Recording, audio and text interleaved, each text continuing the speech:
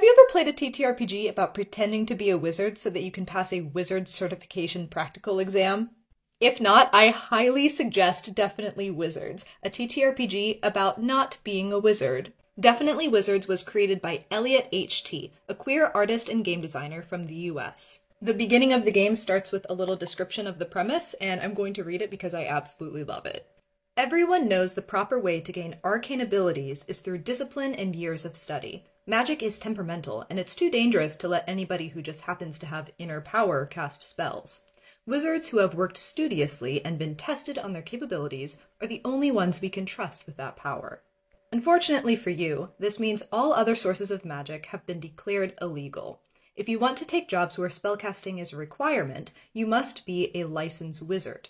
Your party has completed the paperwork and written test, and now face the final challenge, completing the Wizard Certification Practical Exam. The exam is a series of trials designed to test your magical competence, skill, and control. Your party must complete these challenges while keeping up the illusion that you are wise and dignified wizards, not a ragtag bunch whose magic is from anything but book learning. To play Definitely Wizards, you need 2 to 7 people, one of whom will act as the GM, and a handful of 6-sided dice. Character creation is really simple. You choose a class to determine what type of wild magic you have. The classes range from everything between a vampire to muscle magic to my favorite, 2d6 familiars in a trench coat.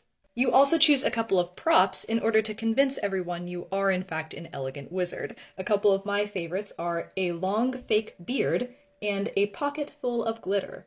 In order to pass the practical, you have to maintain balance between 2 stats, wizard and wild. It's easy and more effective to use your wild magic, but if you use it too much, people start to get suspicious. In order to help with this, you have learned some wizard spells, but they're not very powerful, such as Singe. You produce a small flame, like a built-in lighter. For the GM, there are tables about how the test is judged, what types of rooms there are, and the main obstacles and complications that can be found in those rooms. An example of what you might get is a lavish study full of tripwires with an exit door 30 feet up the wall. I GM'd this game and had an absolute blast, and also the art in this book is just adorable. There aren't any physical copies available right now, but you can pick up your own PDF at elliotthtart.itch.io.